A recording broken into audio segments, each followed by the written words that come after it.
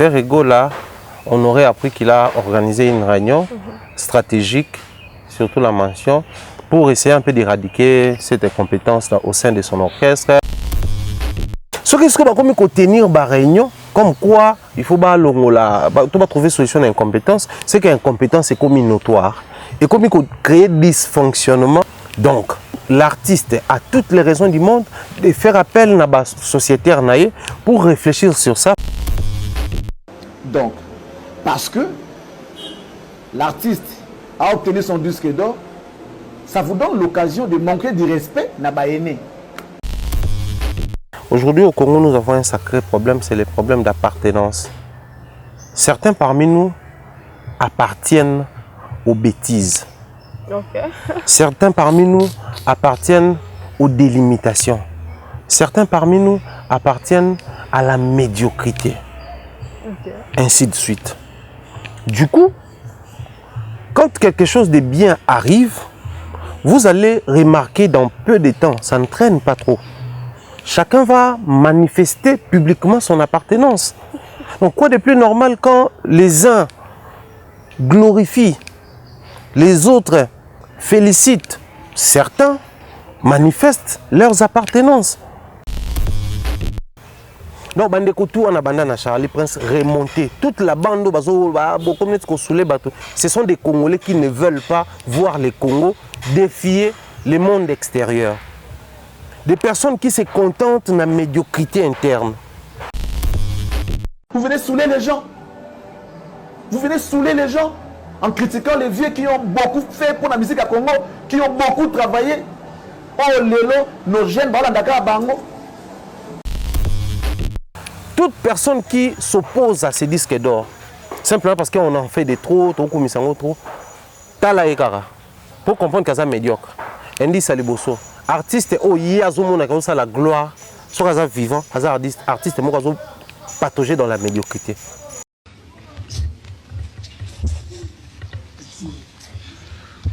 Ce que les artistes moko ya kala, les artistes ou asala makambo minene, ou pour naie artiste naie présent à sala au-delà ya mutu wana te. Voilà pourquoi les discours actuels les années boko sala ko leka ba papa wemba te. Alors que ba papa wemba tango ba yaki na ba kofi, nous mo makia di tabulay ba no beta musique bien, ba no sa ba chanson kitoko, ba no sa ba succès. Mais ba beta na ba sala kofi a beta te. Donc kofi a sala plus que bango. Depuis que la musique congolaise existe, artiste Ali Bosso c'est Mabe ya Congo ya moyo. Na domaine nanu ya ba disque d'or na zoloba. Biso pete mto bandango. Poto loba ke non, ezaka ba disque d'or mo ba congolais ba pesa na non. Ezaki osama na France, na Belgique partout ba no pesa ka nebiso ba pesa. Et c'est depuis 1922. OK. Biso awa na Congo et sikoyo tina 2022 après avoir réussi à avoir un disque d'or certifié, il y a encore des Congolais qui insistent, qui veulent à tout prix que nous continuions dans ces systèmes qui datent de 1921. Okay. Disque d'or à Tinsan. Tinsan ou pas, j'ai dit tantôt ici, ba Kofi, ba Rouera, ba tout anoba, Bobo Mamamo Nabino, album Nabino qui bouille Zoya, album Nabino TH Zoya, album Nabino Borzanga Combo Zoya. C'était pour pousser les gens à faire quoi? À faire les Tinsan. Fali a des bons fanatiques. Tu sais, il y a des artistes congolais actuellement qui vendent 50 000 exemplaires. Okay. Mais 50 000 exemplaires, il faut réunir tous les pays du monde. Ceux qui font sa pamba, Fali déjà dans Tinsan a les 50 000 exemplaires. Surtout pour accélérer les restes du monde. On a combien de mille ou des millions d'exemplaires?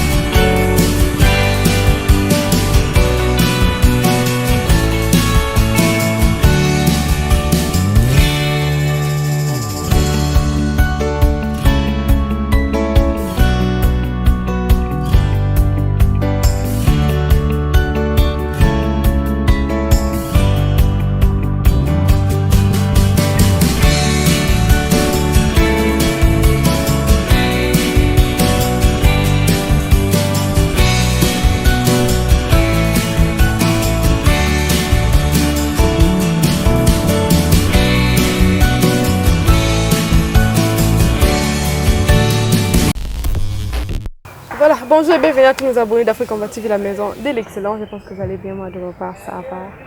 Nous allons continuer à faire et à continuer à faire Moussala Oyo, na pima ya ofina de Sabiso. Avec ce nouveau numéro, je serai avec l'excellent Thierry Mombaya, la plateau nanga, le de Omeka Kosimba ba point belé à concert et l'événement qui a fallu pour pendant l'actualité nous tous accompagner yango, na artiste bazo accompagner yango et puis na façon ba fan bazo accompagner l'événement Oyo, aussi la réalisation avec moi. Peut m'aider à dire bonjour, bonsoir, excellent Thierry Mombaya.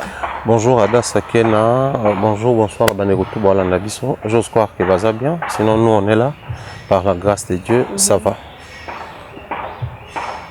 Parce que l'obé déjà savant la bande en beau, tu es dans la savant. Mais bien savez, bon, trop d'avance. Ma grippe est à Mikolo Yangai. Non, en tout cas, de par ma voix, la voix elle est bien claire. De par mon visage, comme on n'a pas peut-être fatigué, là, la tête au four et au moulin. Mais sinon, on est là. Toujours souhaiter un prompt rétablissement. Merci. Voilà. Obikano. Et dans la passage, bambou la peine est bandi boy. Biso moi expert en grippe. Tobeli on tellement trop que tu changement climat, mot et tout ça. Thierry Mombaya, l'entrée déjà dans mes cartons nous. T'es donc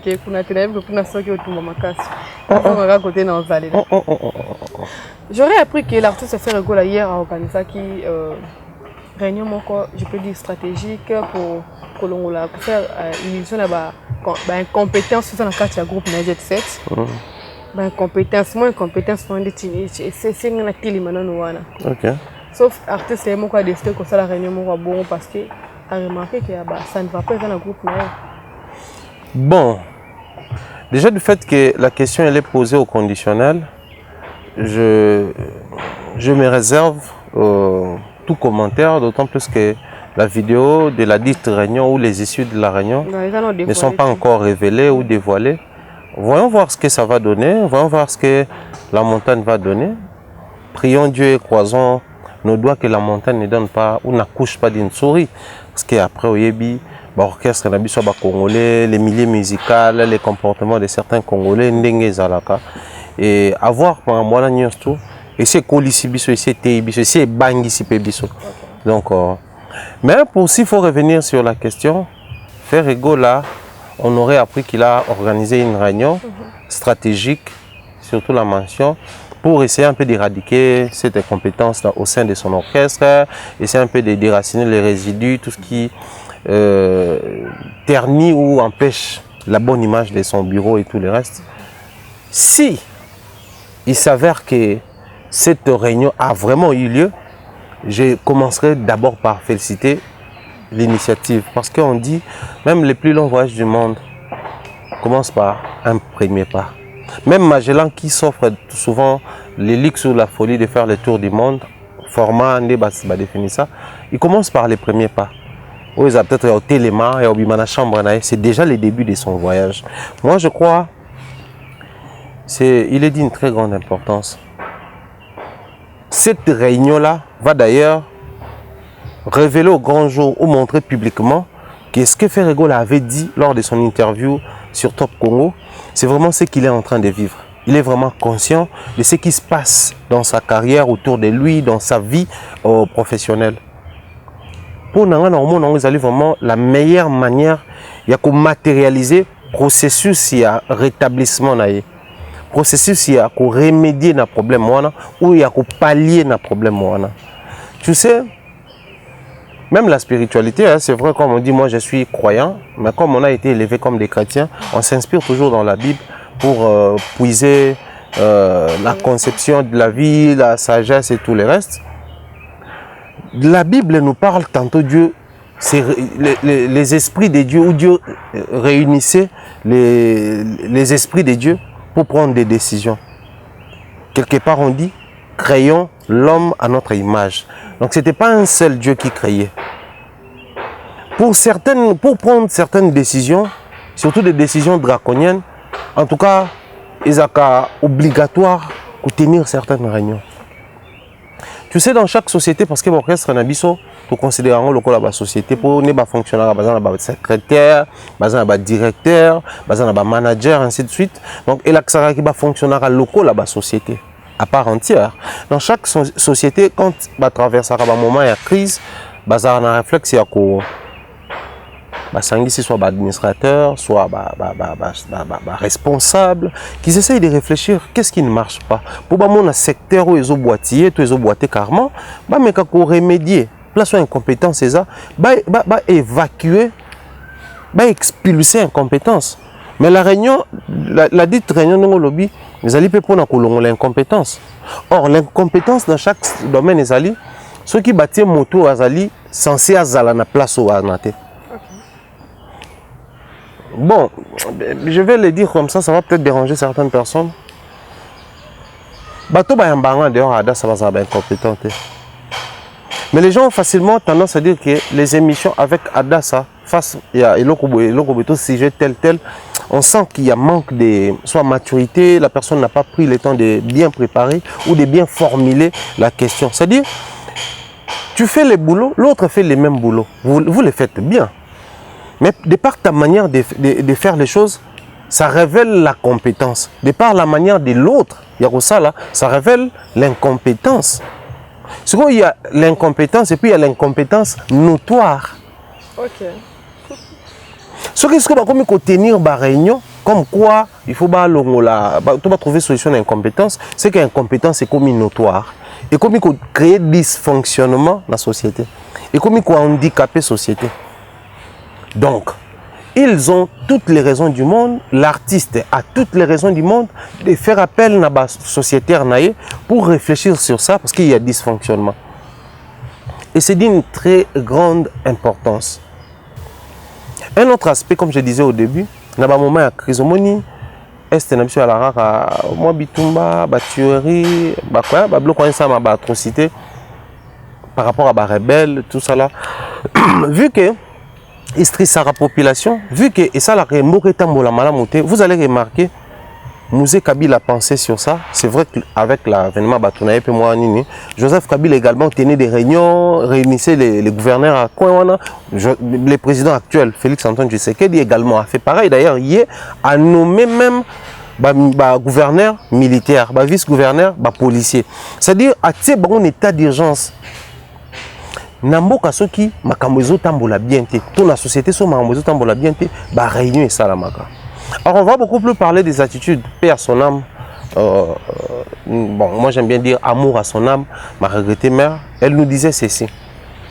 Soda non soit soda. Soda non soit la matricule la nakati région na régiment na bango aza ça dit soda non soit soda. Mais ce côté les soldats au hasard na bisika bitumbezali. Na soldat au hasard bisika bitumbezate. Bazala ande monté. Mais bon, tout bas soldat. Place crise des alliés, les gens ne sont pas censés se comporter et faire comme si de rien n'était. Non. Alors que récemment, Ferregola venait nous dire clairement que non, il est en train de traverser un moment très difficile, très compliqué de sa carrière. Biso tomatara mwambala moko to mbami balé avion, so beaucoup dans zone de turbulence, c'est les mêmes pilotes, mêmes copilotes, les mêmes hôtesses. Les mêmes avions, les mêmes appareils. Mais vous allez remarquer que certains signaux est là. Pour vous rappeler que, on peut savoir une notification que dans 0 minutes, nous allons traverser la zone de turbulence. Serrez vos ceintures, positionnez-vous bien. C'est-à-dire, il y a un moment très particulier il y a carrière à Moutou. Moutou Nyonso, ils sont musiciens, même dans des familles, il y a des moments où il faut tenir les réunions. Parce que dans la famille, il y a la famille, la famille m'a mais aussi mbaté on a arbre palabre et ça m'a vandi saraba tu vas nous réfléchir qu'est-ce qu'il faut faire, comment faire pour arranger la situation. Moi j'ai beaucoup plus aimé et s'il faudrait dire soutenir, je soutiens cette initiative si seulement et qu'on a là cette fois-là avec intention pragmatique.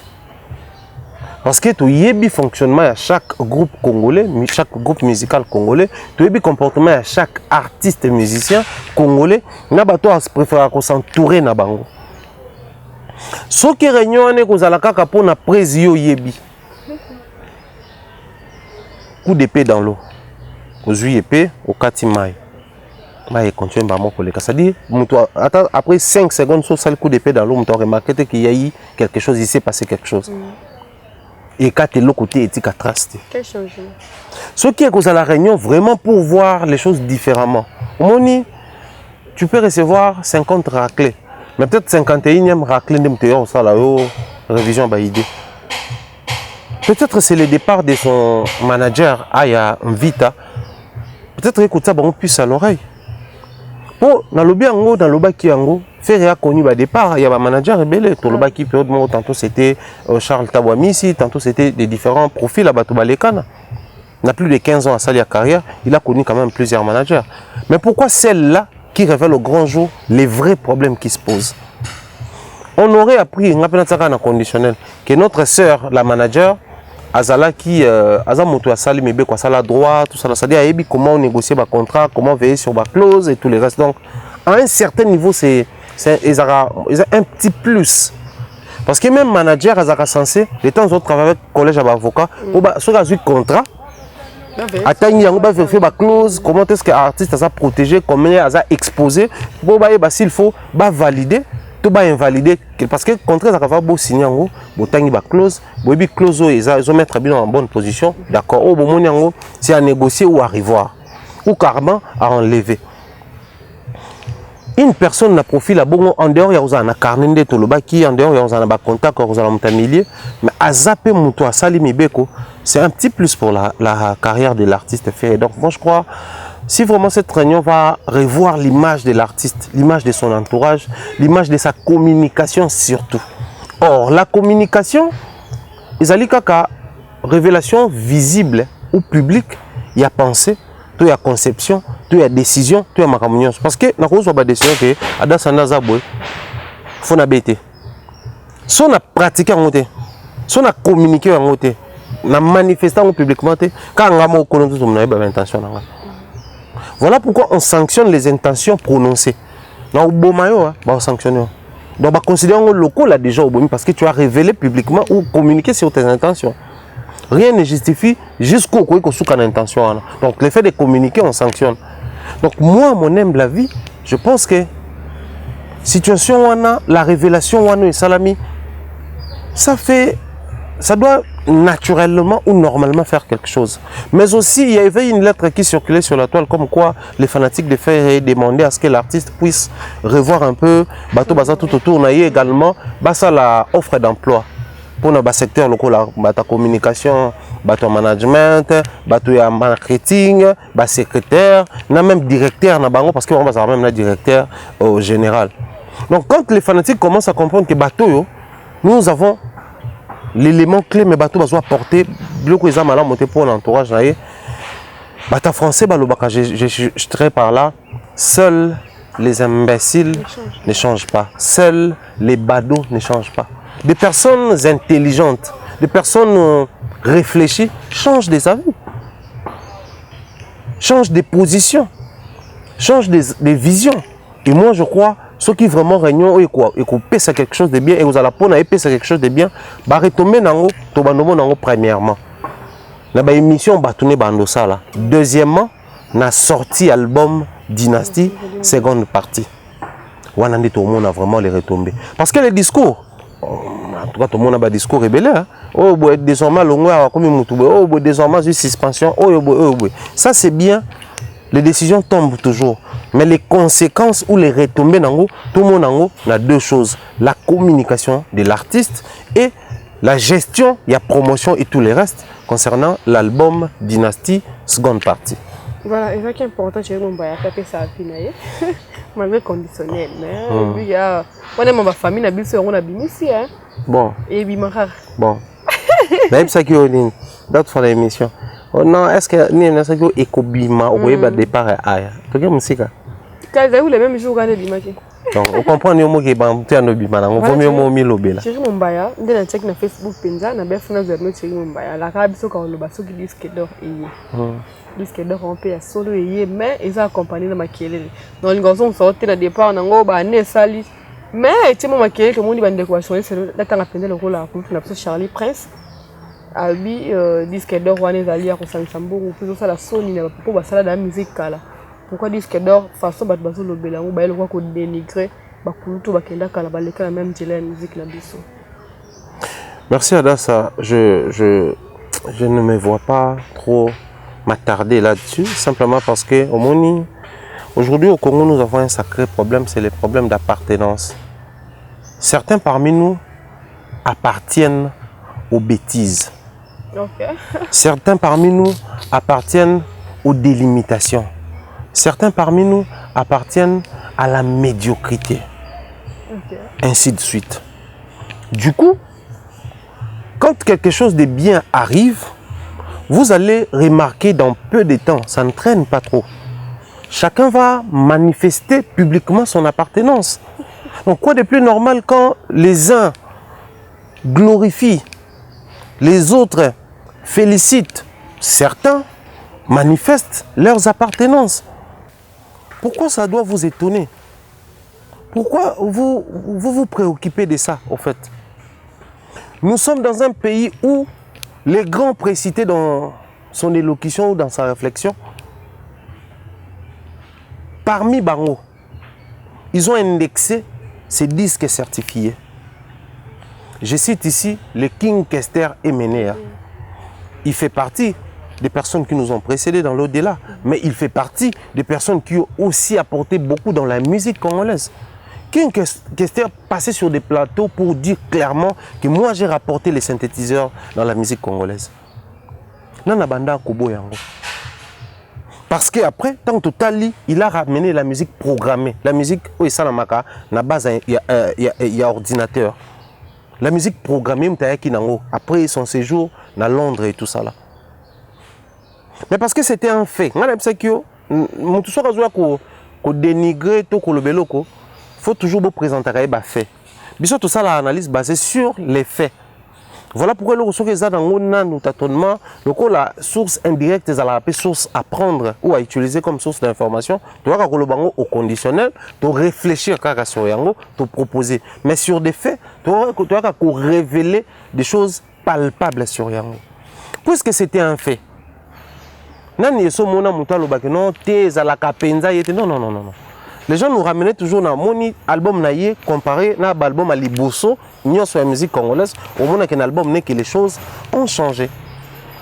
Sur la programmation numérique, la programmation informatique dans la musique nabiso.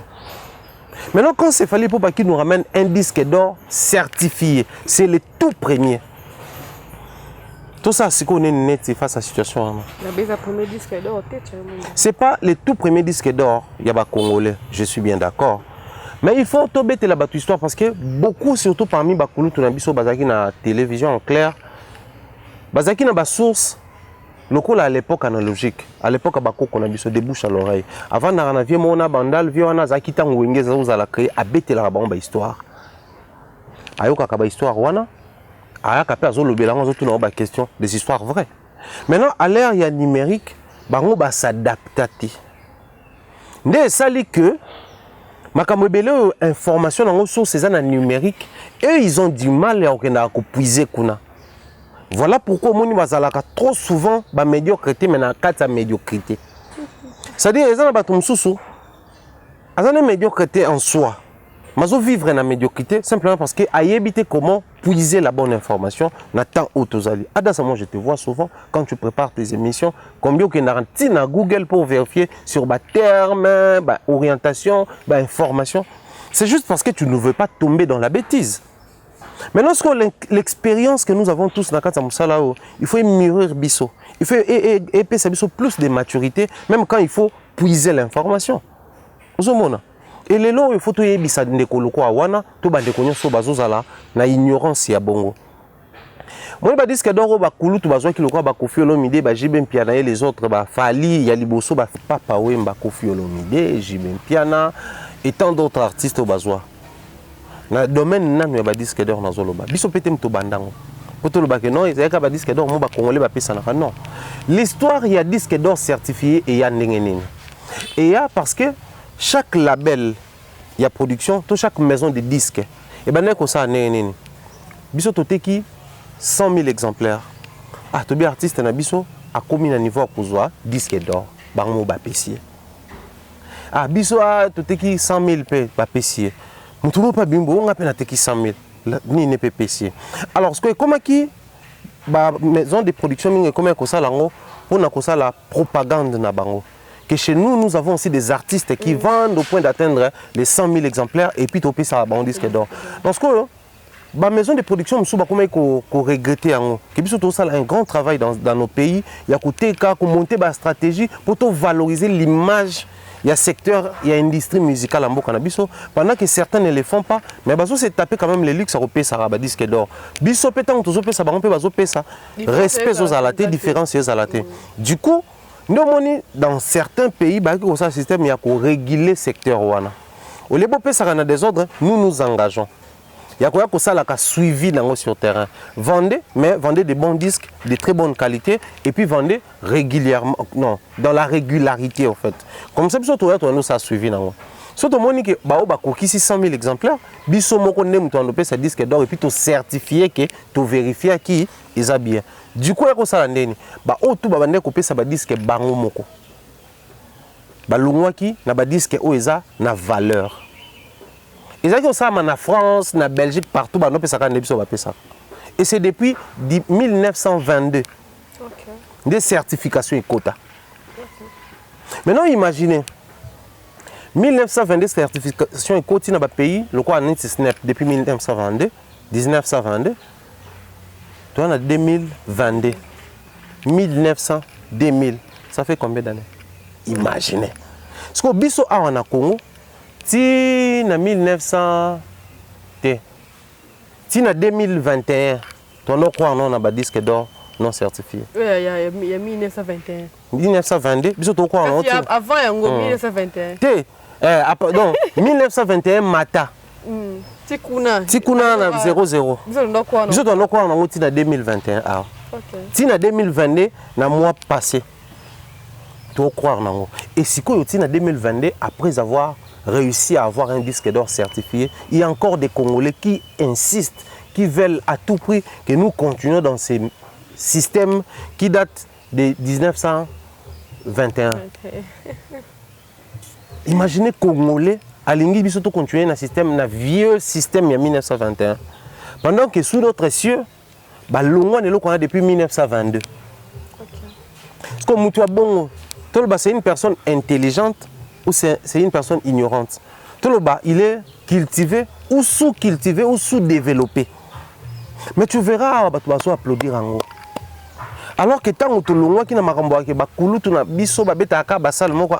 mon guitare, Cinépolis, tu applaudis ça.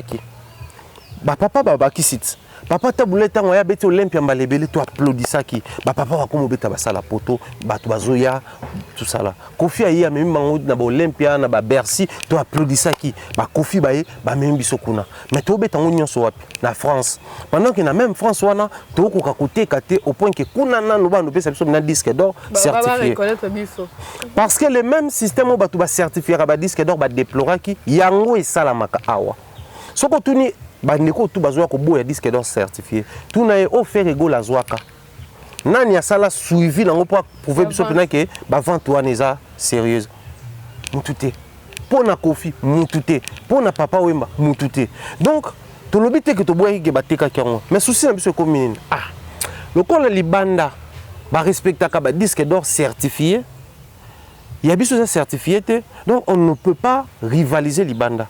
Tu rivalises dans la chambre, tu fais mon tu l'équipe dans la chambre. Tu rivalises dans le secteur, tu as bêta la salle mythique, tu as bêta tu bêta. Tu rivalises dans la scène, tu as biso tu bien la scène, tu as la showcase beaucoup plus, biso tu la live, tu as la semi live, biso la spectacle live. Tu vérifies et c'est vrai. Mais ce que tu as une place pour bakangi biso. Biso teka ya solo ya ngone za la vérifiable. Biso ce que tu ko bimisé la bango élément d'épreuve. Donc, Charlie Prince remonté. Toute la bande,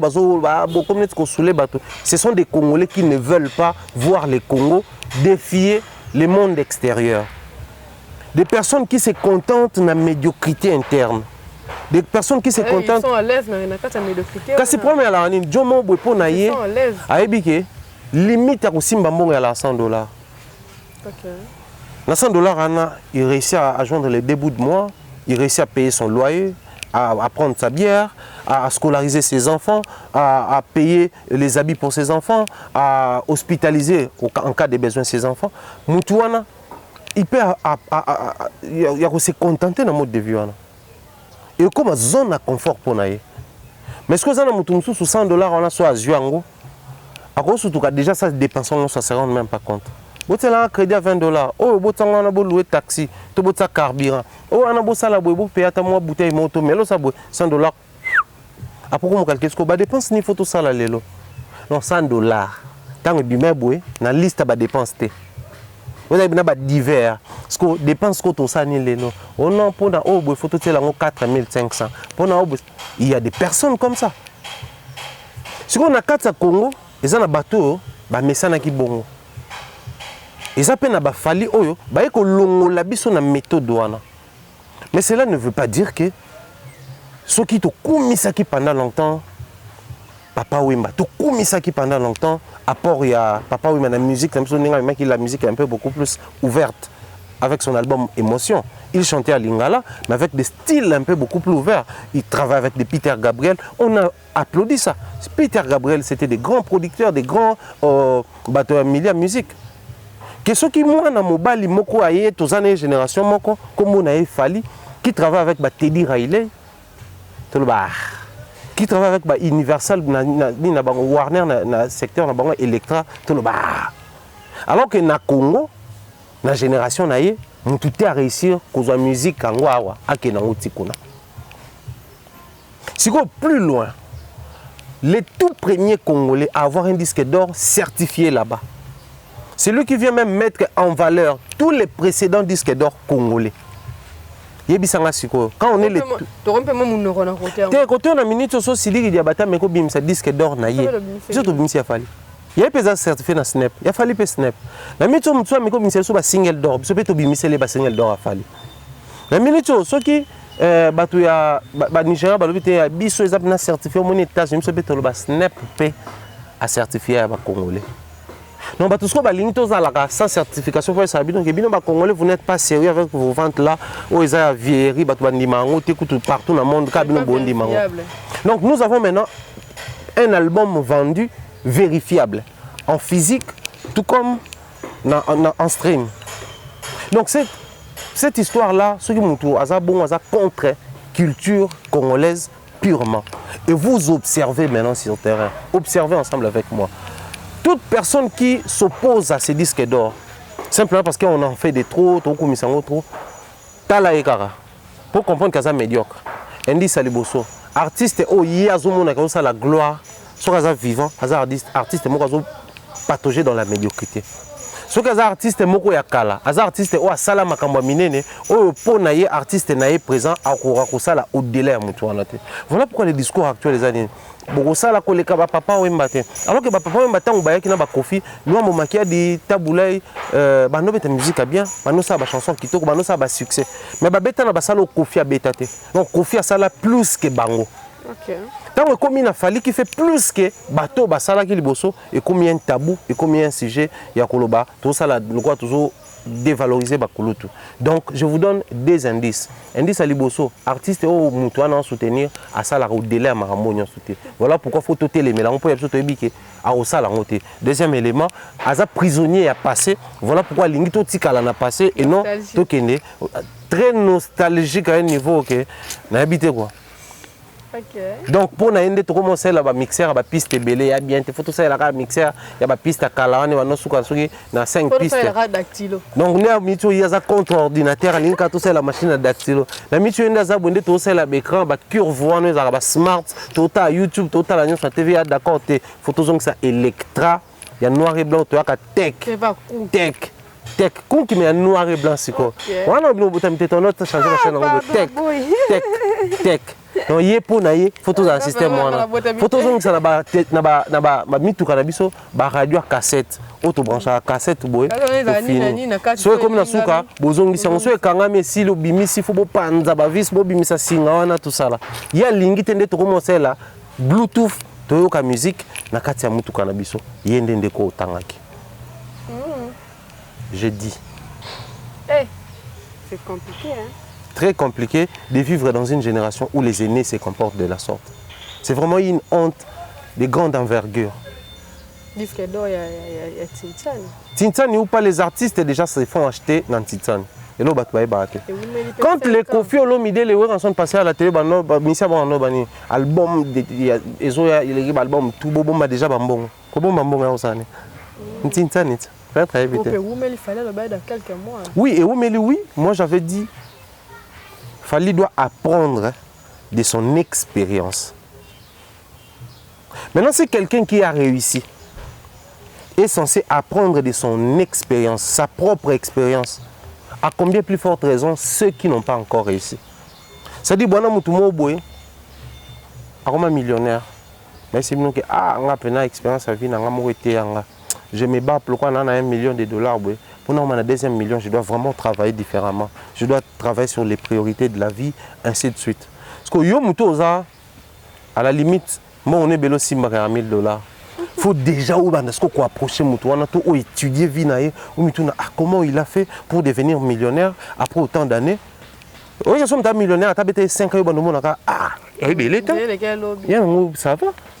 Parce que les gens par quelle magie ou comme un millionnaire. Donc moi je dirais qu'il fallait apprendre de cette expérience. Parce que lui-même il se disait, dans quelques mois, la manière dont on va vendre tes okende, on va atteindre ça. Maintenant, ce qu'on a combien plus forte raison, bateau, sont incapables d'atteindre ça. Tu sais, il y a des artistes congolais actuellement qui vendent 50 000 exemplaires.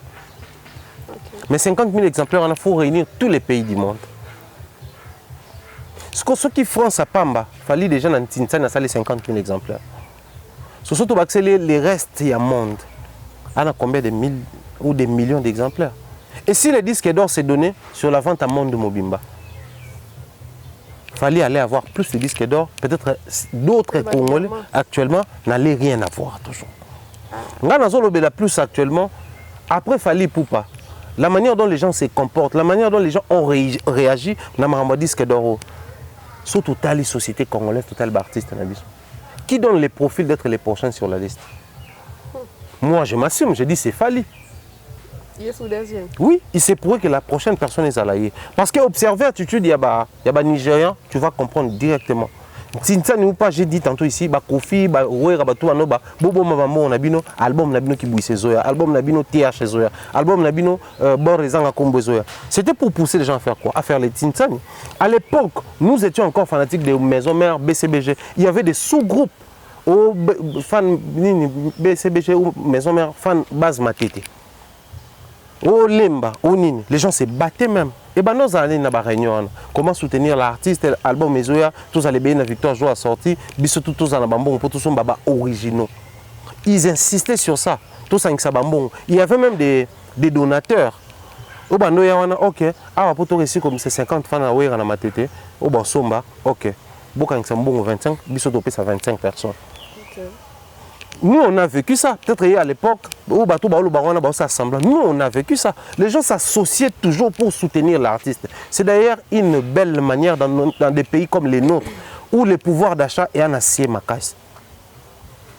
Pour Kala, pour $1 déjà, ça représentait beaucoup. Dans le monde, un Congolais vit un minimum il y a $1 par jour. Parce que les disques, les cassettes, les CD, tout ça, les CD se vendaient à combien? Pour un CD original. Et maintenant, on est dans les 12. $14 ou $15. Les DVD c'était dans les $25. Ils ont un clip, un bonus, un carte. Donc, mon top initial $15, $14 ou $12. C'est terrible. C'est DVD à $35 et nous avons coffré. Dans le coffret, on a une page, on a un texte à Banzembo. Tout quelques albums photo à Banzembo, il y a un musicien à carte. Il y a un tournage, il y a un. C'était très difficile. Mais les gens faisaient comment? Les gens venaient, s'associer à bon Tintane. Aujourd'hui, il veut en faire un sujet tabou, alors que même Fally a gardé même logique. Fally a des bons fanatiques au Congo, s'il faut tout le dire d'abord congolais, parce que le pouvoir d'achat na Kinshasa c'est impossible, tout ça là. Si on a besoin de Kinshasa, on a besoin de CD et son bama à Paris pour tout atteindre. C'est artiste nabiso, azala quand même le disque d'or certifié. Bon, je le dis comme ça, je ne dis pas que c'est une stratégie à utiliser. Si le monde entier, les fanatiques du monde entier, s'associaient Le coup en stream c'est impossible, hein. Tout va sombre peut-être ici comme mais en physique c'est possible. Si les fanatiques de Fally du monde entier se disaient bon, biso tout en physique, tout est d'abord en France. Donc, c'est que nous avons dit que donc très facilement. Puisque les gens ont l'habitude de se réunir pour créer un groupe, un sous-groupe, tout ça là. Donc, et là, il y a bien. Mais il y a des gens qui sont sans le savoir. Voilà pourquoi on a fait un indice. On comprend qu'il a du mal à décoller. Parce que les gens prônent des anti-valeurs. Le coup, les gens consomment des anti-valeurs. Donc, le vrai problème avec même Ferrego, même Kofi Olomide, Jibem Piana et toute la bande, il faut noter là quels sont les discours que tenir sur la musique d'une manière générale. D'autant plus que Bango Bazo a contre la chose actuelle. Les musiciens vont continuer à faire des albums parce qu'il y a des projets. Mais pour le reste, pour Kofi Azobimisa, pour le reste, le discours que Bango Bazo tenir, nous sommes d'accord, mais nous sommes parce que Bozalana Bango. Yangwana, au lieu d'écouter artistes bango baza contre, je cite Fally, les fanatiques ils ont compris les choses différemment, ils continuent à aligner na bango. Mais les fanatiques ils sont d'accord dans le discours wana. Du coup, le problème est comment il reste et non Fally. Donc actuellement, celui qui va payer ou ceux qui vont payer les pots cassés, il y a un discours médiocre le quoi y a baboué et vous avez la falité, vous avez fan la falité. Mais ça va aller rester à des musiciens congolais. Voilà pourquoi nous, comme nous ne sommes pas seulement là pour Fally, nous combattons ce genre de choses, ce genre d'anti-valeurs. Parce que nous avons cultivé, nous avons contre que cultiver et bloqué par les musiciens. Nous avons les musiciens sont obligés de faire censé parce que nous sommes dans les analyses culturelles. Nous sommes photos même de l'éclaircissement, de l'éclairage. Je vais sortir une émission avant expliquant qui sur les avantages, les apports ou les bienfaits d'avoir un disque d'or certifié. Si les musiciens balandi, on comprend que Babylone a besoin de l'abandon. Fally Ipupa aussi doit prendre des références sur l'expérience au Tikosala. Pour nous, dans quelques mois, à le deuxième album est avec beaucoup plus de stratégie et qui est un peu plus rapide. Le troisième album est un peu plus rapide. Et puis, comment mon message, pourquoi pas un Congolais de Kinshasa à son disque de diamant? Pourquoi pas un jour? Parce que ceux qui sont dans la génération actuelle, il fallait créer un mouvement autour d'eux, il fallait créer des emplois autour d'eux, et comme politique quinoise ou congolaise, et comme mon message. Si tu peux soit à 5 ans, l'artiste va après Fally, il a besoin d'un disque de diamant. Qui aurait cru qu'un jour on allait avoir un artiste d'ici à un disque d'or certifié? C'était comme un rêve, tu normalises qui va disque d'or au point que King Kester tient Koufi. Son plus grand souci est Kinin. Un jour, et qu'on a réalisé ça, a commencé à jouer les canapoto. Et puis, a commencé à disque d'or certifié. Fally tant à les cas inaperçus. Les lots, un artiste en kaka, a joué sous disque d'or. Ah, mais maman. Et ça, c'était la voix de King Kester qui parlait, mais c'était les soucis à l'artiste et tout. Disque d'or. Les soucis c'était, bon, comme on a des disques d'or, mais actuellement les systèmes ne fonctionnent plus. Dans disque d'or, producteur, il faut s'aligner dans la mondialisation. Fally a réussi à atteindre ce niveau. Nous disons félicitations à l'artiste, mais nous souhaiterons que les artistes et musiciens commencent à avoir des disques d'or certifiés et ça la soupe pour mon côté. Mais mon côté, le coup, tout le monde a un profil, nous allons nous attarder sur Fally. Nous allons continuer à lui dire des bonnes choses sur les disques d'or pour comprendre que moi, comme c'est pas libre. Non, si on a vu sous Moussoussou, on a c'est Mboka. Si on a vu sous Moussoussou, on a influence. Mais aussi, il y a des artistes et musiciens très positifs.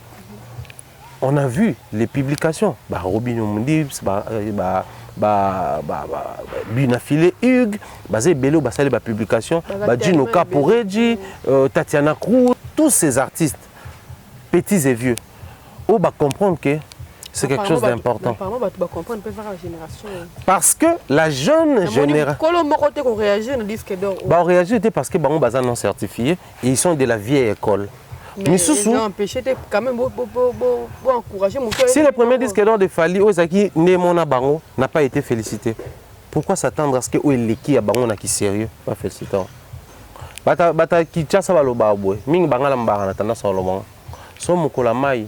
babengi bapimeli yo mokola miliki komeka kokoya te. OK. Pour mai ya bisika nyonso. Bangala bakana mai ebele, bakana ngombe mokie. Biso viande na biso, ezaka ba viande à brousse. Parce que tu as na zamba forêt équatoriale. Parce que tout ça différent na bandeko na biso bazaka na est parce que bango bazana pâturage bien, bazana climat bien pour na bangombe ebele, ba bokola bangombe. Parce que biso pa bangala mai elote. Pour toi na ba mai ya minene ba rivière ba mongala, fleuve le kakuna. Le ko zelo te so ba pimeli yango. Parce que c'est loko pour na bango ko meka ko koya te. Tu sais na ba coin mususu ya Congo, y compris na l'Équateur on a pe ba utilisera ba lait de vache te. Ba lait mais ya banyama mususu. OK. Ouais, ils sont consommables. Même les bâtis que la mususu ça des vaches te. Après ba ko ça absoka des vaches pour les canards na biso nzela. Donc ceux qui ba vu en attend ya mai yo zaki niveau mona bango. Ba féliciter qui te. Vous la air ko milikeye ba féliciter. Ba féliciter te.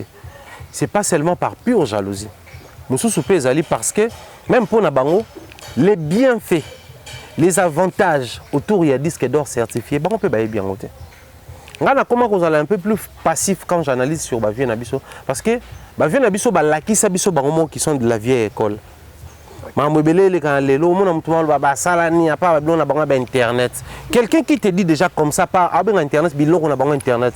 Pensez-vous que c'est une telle personne a ba valeur eza route kakuna pour biloko na bango internet on des autres pesa bato ba disque d'or certifié parce qu'il faut vendre en physique aussi en ligne ou en stream. Lelo toi na ba mission ba lo ba te ba te comme des CD. On a mutune CD kaka mutela. On a victoire. Bato wa bimisa ba oteka wa pour na bimisa ba vieux ya bongo ba besoin d'accepter que ce sont des choses où ils ont échappé contrôle na bango mais aussi le là na profil la ba musicien congolais ton système congolais to bimisa que c'est d'abord les leaders qui doivent tout connaître et puis il n'a pas ça ba injonction na batunaye mais alors que na Congo c'est lui qui est passé au devant de la scène. Fali tantôt il nous dit qu'il ngande ba ko même clip na YouTube na ebité. Donc ça prouve à suffisance que la limite na azo bato bakenda au-delà nango. Comme ça, bango ba koida kaya s'occuper na marambo aza censé toi capable ya osala. Ça renforce l'homme ba conséquence nango yango. Donc moi je crois que tu as so ba féliciter ba leko déjà ba féliciter pour moi c'est ça me rend heureux. Alors nous devons beaucoup plus travailler sur ba lekoana. Travailler sur ba binafilé. Binafilé c'est fait appeler le Nouveau Testament de la musique congolaise. Alors qu'il fallait pour pas à l'époque il y a talent latent, il n'avait rien, il n'était rien, il se faisait appeler les princes de l'Afrique et des Caraïbes, tout ça là. Aujourd'hui c'est vraiment les profils. Mais quand il disait ça c'était avant même quartier latin. C'est-à-dire na yeba qui est dans l'orchestration. Quand tu as banga bandal, na quelques fanatiques qui proches à l'orchestre là. Donc moi je crois bateau déjà ba mi benga bongo c'est que bana ba vision. Parce que ba vision on a fait okutana na ba analyse le quoi ya biso.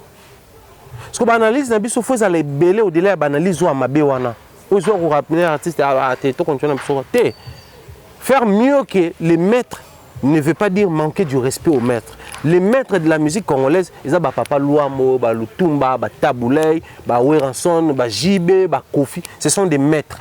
Mais l'élève est aussi censé faire mieux que les maîtres. Pourquoi? Parce que l'élève vit dans une génération où les réalités diffèrent. Dans la réalité, il y a une période à mettre en aïe. Élève n'a pas boy. Il y a cause obligé de tout tamboula makolo na direction pour mettre en autre makolo pour que tout voiture dans les catégories. Donc l'élève doit se mettre à jour et jouir des avantages liés à la période naïe. Parce que tant qu'on va remettre en cela ba Gims soit ba disque d'or certifié wana. Ba soit en France wana. Quand il reste ba mission na pays en France. Pour ça taliming ba no ke reçoit ba disque d'or ngwa. Ezara romona mutumo boy ba pese disque d'or na Kinshasa. Mingi bando zaka concert moko ya Olympia, émission moko na France, Fabregas, ezaki émission Claudicia, nde baki ko pesa ngo et pas batunaye. Kofi ezaki na concert moko na Poto, wera na concert moko na Poto. Non. Makambo bando sa na 1921, yo mso to no sala ngoti na ba 90. Ba 97, to no sala ngoti na ba 2007. To na ngoti na 2021, ti na 2022 to ligne zalaka bongo. Que tu vends avant tout le monde a concert moi fallait ba yoti que disque d'or mais tout le monde que société ou ça là pour les restes du monde ba on va poster que y pas coquillon. Mais il y a des artistes qui ont fait plus de 7 ans voire même plus. Allez sur internet taper les disques d'or les plus attendus sur Snap. Plus de 10 ans. La prochaine émission, nous allons revenir sur ça. Comme ça, tout parce qu'il faut tout ça, la vraiment campagne, il y a gloire pour les disques d'or et puis campagne, il y a sensibilisation dans les Congolais pour que ça, vous allez certifié et certifiable. Le 29 octobre, Thierry Mumbaya, les concerts du Congolais. Mais artiste Fally Ipupa. Au moins, on regarde les Congolais de l'univers concert. Donc, premièrement, ils ont eu positivité, négativité, négativité, ils basé aussi sur la peur et la tout. Moi, je me est-ce qu'il fallait que ça c'est ça parce que stade de martyr, ambiance dans les bosso, à part un à promettre bateau. Ils allaient coton dans la carte. Mais si on fait la parenthèse, très rapidement, pendant que tu as la négativité, moi, je ça dans le stade de martyr. L'instrument va utiliser entre autres couvre gazon parce que couvre gazon est là au baroya ko finika gazon pelouse on peut permettre à ba ti wana nyonso ezo ya wana so concert ici rebeke wapi et que chez Fally donc biloko to azo utiliser na concert wana asombi yango na mbongo OK donc asombi yango asaleli yango et puis etikali donc chaque fois tu comprends Fally na sombi biloko nyonso on est des gens qui doutent toujours que les 29 concerts ils ont été kasi tika to ebisa bango ba vérité ose oh c'est pas vrai. C'est aller loin. Ok. Allez vous renseigner combien coûte l'impression, il y a un format miné et puis la location d'un panneau publicitaire. Juste un panneau. Allez vous renseigner. Maintenant, multiplié par nombre de panneaux ils ont à Kinshasa. Allez vérifier combien les entreprises publiques ou les sociétés commerciales déboursent pour les partenariats ou l'accompagnement dans des projets. Brassicole, télécom, maintenant observez qu'il fallait pour pas attirer déjà des panneaux mais ces sociétés là commencent aussi à afficher des panneaux au point que dans le magasin dans l'environnement on a des panneaux. Moi il y a F victime na miding mususu ya Vodacom. Vodacom il y a rouge, il y a grise. C'est-à-dire à côté copango a affiché on a sous Fally mais société et y était. Allez vérifier partout où les réseaux Vodacom ont droit d'affichage, entre autres Stade des Martyrs, Place des Artistes, Motel Fikin. Au moins, il y a un partenariat avec Vodacom affiché à temps plein. Bon, il y a un concours, il y a un Fally. Il y a une victoire au monde à panneau rouge commis. Si vous avez la victoire, vous avez la place des artistes, vous avez un étage, vous avez un panneau rouge. Donc, il y a un panneau, il y a publicité, il y a un réseau, il y a un Fally pour la blague. Maintenant, il y a quand même des Congolais comme ça qui disent que non, avec tout ça, les entreprises qui sont prêtes à dépenser pour de la blague. Donc, il y a quand même des Congolais comme ça. Mais ça aussi, c'est rien en fait. Oui, Bénin. J'ai bien Pianawe Ranson et les autres, Babi m'a parlé du peuple, le président Sénat, le président et le Parlement. Tant que les bandes, le président de la Chambre basse, l'Assemblée nationale. Comme les bandes, je ne sais pas tout le monde, est-ce que le conseil est là? J'ai pas fâché. Ce sont des gens comme vous devez faire rêver. Donc les gens qui ont un concert lobby, tu peux prendre le dernier réglage, il y a tout le conseil est là. Alors que tu as des émissions, tu as des panneaux, tu as déjà des vidéos installées, tu as des concerts. Répéter. Imaginez, si tu as un jour avant, il faut que tu aies un peu de la carte. On rêve. Parce que il y a des rêves, il y a des rêves,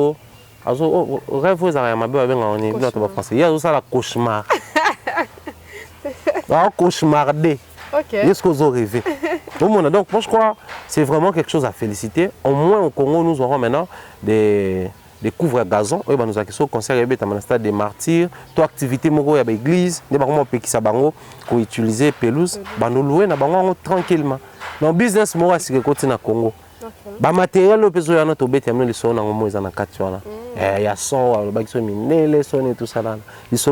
Chaque émission, tu as une information moko. Parce que si tu as une possibilité, il y a tout pour ce qui est des personnes au bazar très négatifs, Moussou Suezalipe, lié à moteur ma belle, par peur. Bautala au basala, vieux, on sur les cannes, est-ce qu'il fallait que ça, est-ce qu'il sa génération de société. Moussou par amour. Je ne vais pas citer le nom de la personne ici, mais nous étions dans un groupe, il y a réflexion, médias, tout ça là. Tout le monde a appelé ça à expliquer place, mais place où la station totale est na commune, mais ils ont préoccupé tout ça là, ce qu'on va tout parce que station totale est zate et puis na coin mo na tiboé banque pesate à banque tout ça là. Vieux ça club c'est ouais, ba billetterie et comment parce que tout tinda ba tout créer ba point chaud ba teka. Parce que ah mais vieux bon mon até que semaine on est beau ti quand ici la plus la semaine prochaine tout ça là. La préoccupation ba ta média. Vieux ça club c'est cher confrère. Na âge nous j'avais la même peur. OK. Ouais, quand j'ai travaillé Zénith, Bercy, Stade des Martyrs, j'avais ton âge. Et j'avais la même peur. Mais, moi, c'est le 5e Stade des Martyrs dans notre travail. Une expérience, c'est ça qui est sur le terrain. Donc j'ai compris que côté communication, je dois vous féliciter. Parce que vous faites un très bon travail et je suis très fier de vous.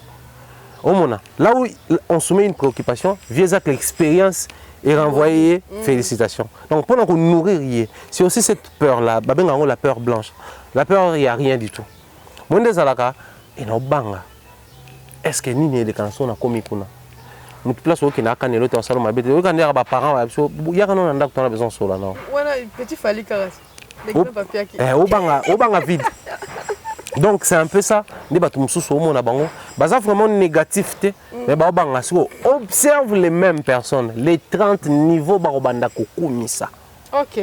Tu vois, il y avait des gens qui commençaient à tenir des propos un peu difficiles à cerner ou à comprendre concernant Makamouya disque d'or. Mais tel niveau bah jubilé disque d'or. Ça dépend ça la qui tous à un disque d'or certifié, mais tu n'es qu'espérer fali, mais tout le monde était comme à la montée.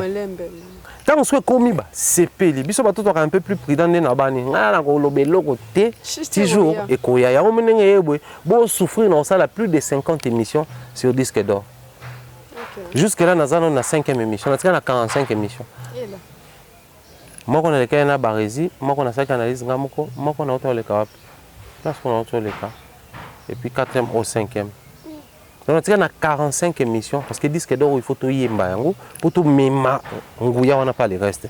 Et pour na bateau bazan négatif. Au monde il y a des actrices, des artistes, comédiens et comédiennes locaux là-bas. C'est un abysse au Mobutu, la comédie congolaise. Ursule Péchanga, c'est presque dans toutes les pages barrelées. En gros, il y a des artistes locaux, la Mignon Abraham, Ponta de Lanka, à côté de studio, à Yembele, à Ngonzembo. C'est-à-dire, nous avons fait bâtir rien. Ici, la Kiana Loua Android studio à Caleb Congo, bâtir rien.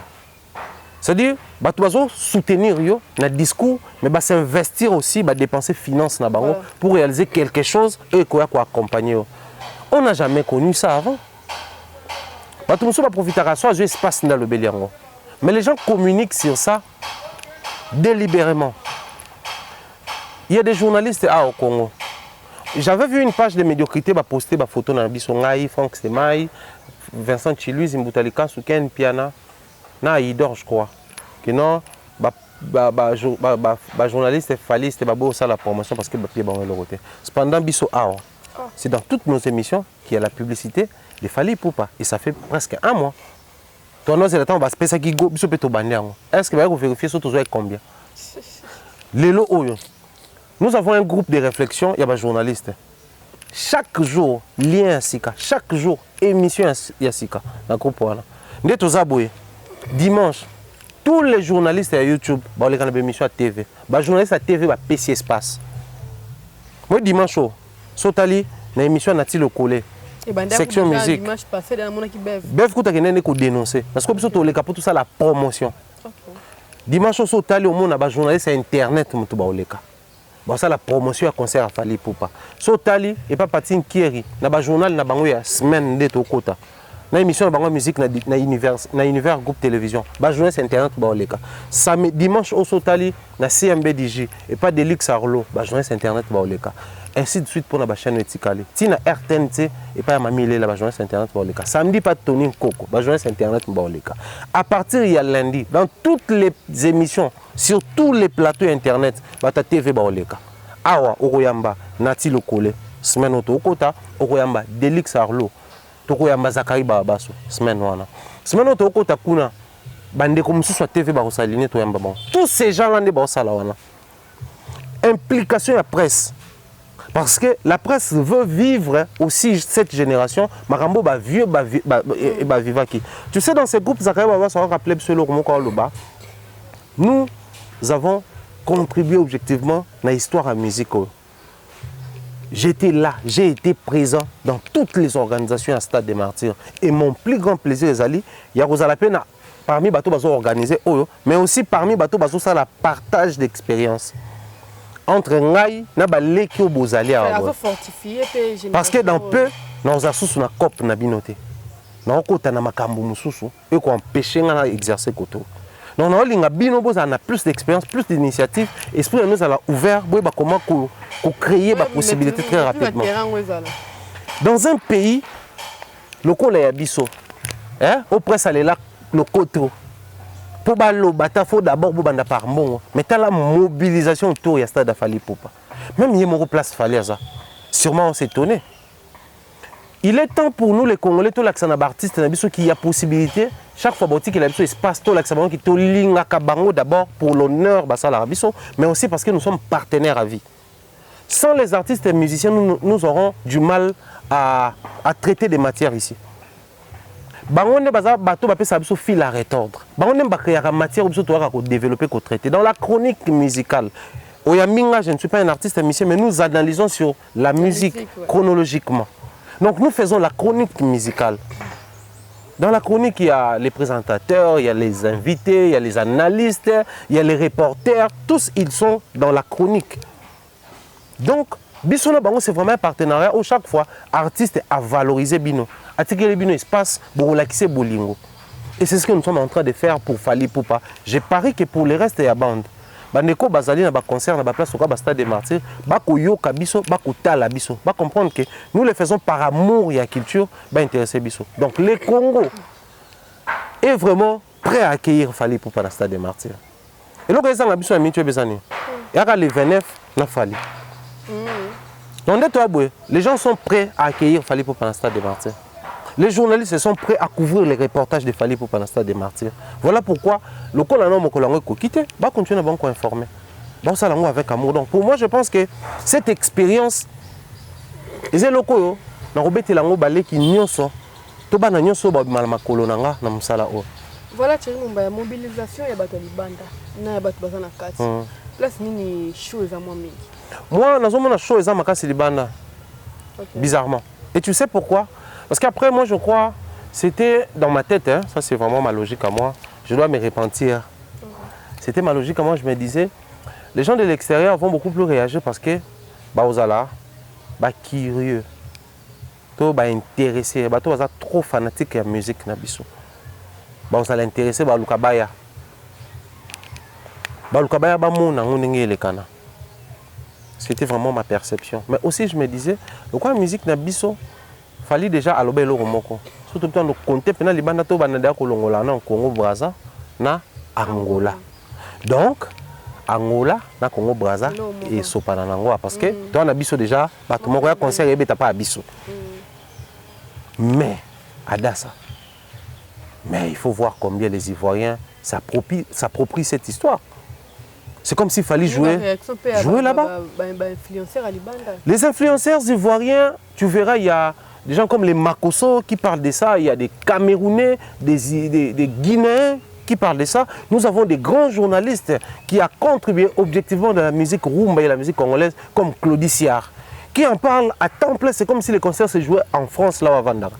C'est comme dans ces émissions en couleur tropicale, à Obeta Masolo et les Kinshasa, qui a Rosala Wana, qui Batbazala, c'est les grands rendez-vous.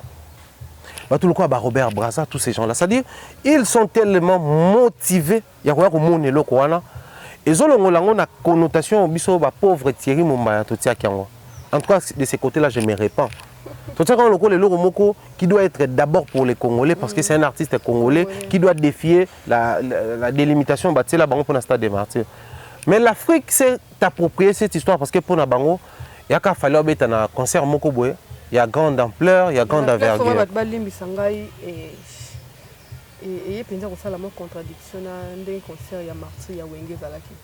C'était tout autre, c'est vraiment tout autre chose. Donc concert à Wenge, tout le monde qui a trop qui m'impacte qui pinta Afrique. La preuve aux Ala, retiens encore aujourd'hui ce que j'ai dit. D'ici le 21, tu verras un concert Wana. Les annonceurs qui viendront ou les personnes qui viendront accompagner les projets, Mingue à la société congolaise. Ok. Oui, et voilà, arrêtez. Et bon, il y a pour l'année. Parce qu'il va trouver compte na bango. Au début, bateau va organiser promotion, bateau va gagner des billets, na ba séjour les bandas pour ba ah. Ils ont ba congolais. Ok. Et ils ont ba firme les bandas des salons. Parce que ba ou fait par na bango na gâteau. Les gens ont compris que c'est un très gros gâteau qui ne doit pas être partagé seulement entre Congolais. Hier, j'étais avec Robinho ici. Ah, mais il me parle de ses sœurs, parce que d'ailleurs, on a payé un motel généralissimo. Malheureusement, il ne sera pas à Kinshasa, parce qu'il a un concert le 30 en Angola et le 23 également en Angola. Donc, il est obligé de séjourner pendant tout ce temps. Et lui, à son tour, il a prophétisé qu'il fallait jouer 5 fois dans le stade des Martyrs. Ok. Abi, en pleurs, n'a retombé à stade à Lelo. Nde osala ke azonga. Donc tout ba ko zongi ça y est parce que ba mona ke oyo epesi très positivement. Et c'est ce qui va créer la différence entre ba kuluto ba beta fanya parce que ba tout ba beta mbala moko ba beti de faisaka ba ta réunification. Mbala moko ya bango moko ba zonga. Parce qu'il fallait obeta ya yemoko mbala ebele. Bon, ils ont prophétie à Robinho. J'espère que tu as la bango, ma vidéo soit extrait. Donc, moi, je crois à mon humble avis que vraiment les Congolais et les étrangers ont bien accueilli cette information. Et pour moi, je trouve que ça sera un très grand plaisir. Parce que même pour nous, nous allons passer un très bon moment ensemble avec ceux qui nous consomment ici, tout comme à l'étranger. Donc, ça sera vraiment un moment de convivialité, un moment festif, et pour le bonheur de la culture africaine. Dorénavant, vous allez remarquer depuis d'ailleurs, bon, dorénavant, je le dis ça maintenant, mais vous allez remarquer depuis un moment, je ne dis plus que c'est vraiment une fête congolaise. Parce que les Africains nous ont montré noir sur blanc que pendant que vous vous appropriez cette histoire, Bissot s'identifier dans la carte. Donc il est grand temps pour apprendre Kotika Koloba, les concerts, peut-être ceux qui ont ni pour les Congolais, non. C'est les grands concerts pour toute l'Afrique que nous sommes. Donc, bienvenue à tous les Africains d'ailleurs. Chez nous, on dit vous êtes chez vous. Voilà, nous sommes à la fin de la série Mumbaya. Merci beaucoup. Donc, on a un sujet au titre comme les vénins, Fango Penza. Ouais. Donc, vous voulez bête, tu fallait à Bisso à retourner en gros. Les Tinga Penza tellement curieux, zéro mon. Et Bisso, tout ça, on a pour soulever, pour aider dans le soulèvement. Parce que pour retourner quelque chose, il faut d'abord commencer par la soulever. Donc, nous allons aider Fali pour à soulever les stades des martyrs, puis par la suite, lui, il va retourner. Et cet accompagnement, c'est ce que nous sommes en train de faire. Tu as retourné au stade de Batunakati. Tu es quand Nakati, mais c'est le stade qui va faire les retournements sans qu'il soit bougé. Bon, effectivement, hein? Tu as raison, vraiment. Déjà parce que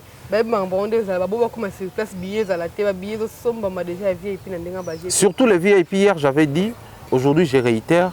Les billets VIP, il y a 6 là. Donc, un de ces 4 bandeko, tout le monde après, aussi là. D'ailleurs, à Dassa, vous avez déjà bien El Zap pour livrer des billets, bateau bâtiment pas Dassa. Tu peux si bâton on botte so voilà autant comme la monnaie là. Hey, base la rate au moins les bénéfices. Voilà. Thierry Mumbale to bandi nani? To bandi na le grand monsieur J.Sembala depuis Portugal, le grand monsieur Bernard Chamala depuis Soudan. Mr B. Mr B l'homme qui choube. Tu peux sur mbote belé. Ada sango yeyo. Ah lukanga yeyo. Ada sango yeyo. Papa nga yeyo. Ada sango yeyo. Baje tsema mbape singa ba grip nga yeyo. Donc ada sango yeyo. Voilà, mbote mingi na Mireille Flore Oyona depuis Canada. Tu peux essayer ba gros bisous. Ah pesa mbote te bakela nga mbote. Ah to bakela mbote ada sa tu peux essayer mbote. Ah pesa ba bisous en gros. Tu peux essayer mbote na Nadine Mayo. To omona na Kalate et ça ba ta société on a batika ba japa pamba ba billet bima. Au Kinshasa, donc également pour la bande de cognon, on a besoin de billets en ligne.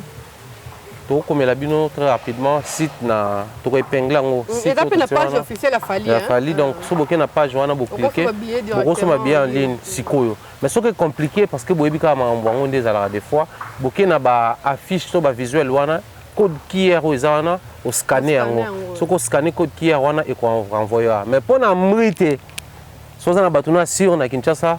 Donc, il faut que la télévision, so tindimo ba tout batine mon chez biso ba to so meli bango déjà babillé donc so baye ba za ka ba route na même mutu récupérer ba tina route so baye ba bi ke biso c'est la famille ba to so meli babillé za ba to ba tala ka biso to se familiariser voilà pourquoi to ba ah nous n'avons pas de fanatiques nous avons qu'une famille autour ça là ah donc banadine mayo ba bien na bango de to sombaki donc ndé bazana ba tranquille ba ya Kinshasa biso na bango na VIP parce que place na VIP Ezawana. Donc voilà, un grand merci na bandeko tour ba soutenir Abisso, je pense comme ça à Tati Eric, les grands messieurs qui nous suivent depuis 001 États-Unis.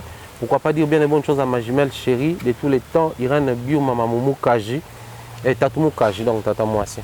Voilà comme Tatou Kaji. Ma chérie de tous les temps, j'ai dit comme ça bien de bonnes choses à la team. Tu as place dans ce maman, linga marabachete na maman hein. Ils ont bora ye jumelle maman zo bossana. Té na mère na biso nga ndete ko ta trop internet hein. Déjà le côté ça y est, maman a peu bisous la maman na. Té na boy. Je continue de présenter mes condoléances à Mère Siko, la première dame de Lausanne, qui a perdu sa maman, qui avait perdu sa maman.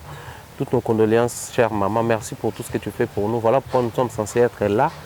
Pendant ces moments très sombres, également toutes les salutations à Ridjandi Loua, notre jeune frère, notre papa Ago Belisha, pourquoi pas dire bien de bonnes choses en tout cas. La bande de Koutou, la team Toué Bakongo, Bam Sujo, Mister 5G, Merlon, bien de bonnes choses à toi cher frère, et bien de bonnes choses comme ça en tout cas à Mister au papa, à Lord Lucas et Strela Andrea. Bon retour à messieurs les greffiers les plus frais de la République démocratique du Congo, Mister Beka. Et merci à toi Adassa pour l'invitation. Voilà, mais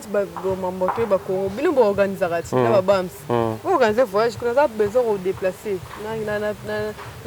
Non, voyage mon réseau jusqu'à après, voyage à Fali avant qu'on ait des bandes pour ça à descendre pour Congo. Déjà quand tu vas bengi trop, parce que on a une émission à lobby. On va parler sur le plan touristique. Il y a concert à Fali.